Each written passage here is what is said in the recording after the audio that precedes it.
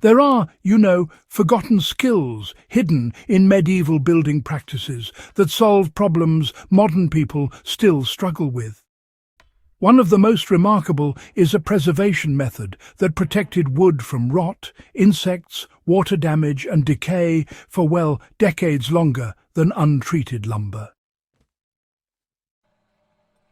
Long before synthetic sealants, pressure-treated chemicals and factory coatings, medieval craftsmen were dipping timber into a mixture so effective that, honestly, pieces of wood preserved with it are still being uncovered intact in old barns, bridges and storage structures. And yet, almost no one uses this technique today, despite the fact that it can be made with simple materials and really requires no industrial equipment. What makes this medieval wood dip even more surprising is that it wasn't a secret formula, just a practical solution people relied on daily because, their livelihoods depended on it.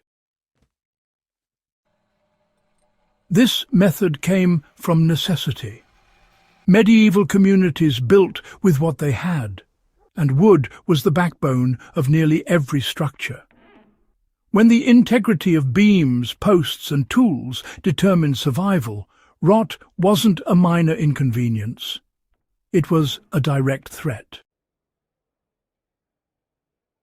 The craftsmen understood the weaknesses of timber and, used a preservation technique that hardened the wood, cancelled fungal activity, repelled insects and stood up to moisture. It also gave wood a darker, richer finish that could, withstand harsh weather.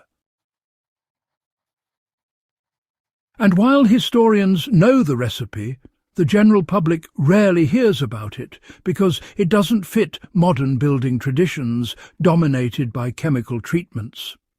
But for off-grid builders, historical reenactors, homesteaders, and anyone who appreciates tested survival methods, this old-world wood dip is just too valuable to overlook. The first secret was heating natural ingredients until they transformed into a deep, wood-penetrating resin. The base of the medieval wood dip was pine tar processed through heat. Pine tar wasn't scraped off trees. It was created through a slow, controlled burn of pine roots and stumps in low-oxygen pits. This process concentrated the natural resins into a thick, dark, waterproof substance.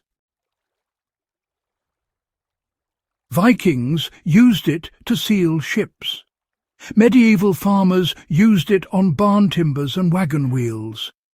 When heated gently, the pine tar thinned out and acted like a preservative that soaked deep into the grain of the wood, filling pores that would otherwise absorb moisture.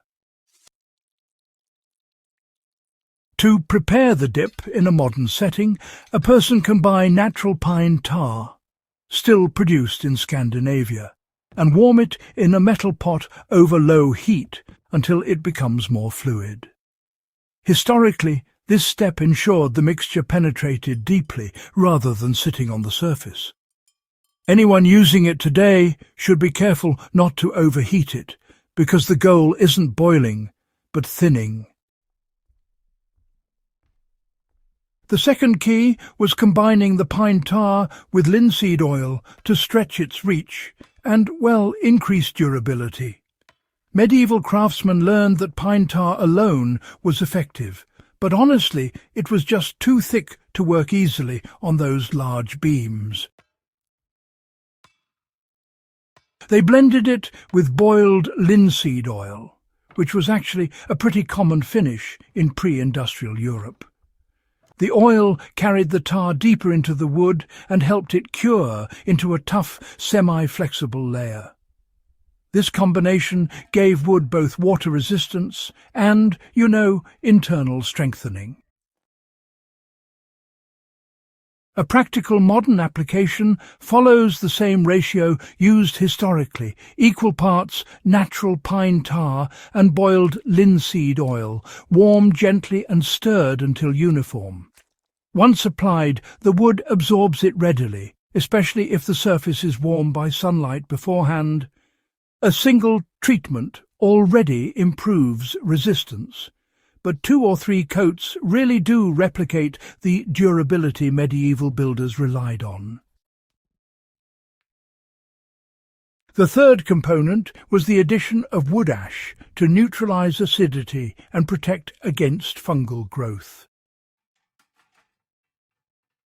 Wood ash was abundant in medieval households, and they used it for nearly everything: cleaning, fertilizing, and as a mineral additive. When blended into the pine tar and oil mixture, it provided alkaline minerals that discouraged fungal rot. This was crucial for structural posts placed in damp ground or barns exposed to animals and humidity. The ash also thickened the mixture slightly, increasing its protective finish. So, to apply this today, one can sift fine ash from a hardwood fire and, stir small amounts into the mixture until it forms a smooth, slightly gritty consistency. The ash, it strengthens the final coat and enhances the rot-proofing effect. When brushed onto wood, it leaves a deep matte finish, quite similar to what archaeologists find on preserved medieval beams.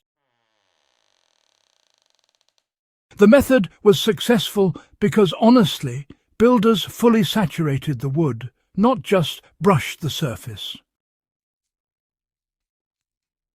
Medieval craftsmen, they submerged smaller timber pieces directly into heated troughs filled with the mixture. And for larger beams, they were soaked repeatedly or even rolled in those heated troughs until every surface, absorbed the blend. This saturation, really, is why the wood lasted so long. The treatment reached several millimeters deep, protecting it well beyond the reach of surface weathering. A modern user, if you like, can replicate this by filling a metal trough or an old stock tank with the warm mixture and then dipping boards, axe handles, fence posts or tool shafts. For large immovable beams, brushing on multiple heated coats achieves nearly the same effect. So, if someone is building a small shed, garden bed or off-grid structure, this method produces wood that can withstand years of ground contact and moisture, all without synthetic chemicals. The most important lesson here is that older methods often outperform modern shortcuts. This medieval dip, you see, succeeded for centuries because it used natural chemistry that worked with the grain of the wood rather than just sealing only the surface. The materials were available, cheap and renewable. Farmers trusted the method because, they saw the results every day in wagons that lasted longer than expected, and in barn posts that surprisingly remained strong even after years of damp weather. Anyone seeking long-lasting timber today, whether for bushcraft, outdoor structures or historical building projects, can still benefit from this approach. It's practical, sustainable and, historically accurate. Medieval builders didn't have the luxury of waste, and they preserved their wood the best way they knew how.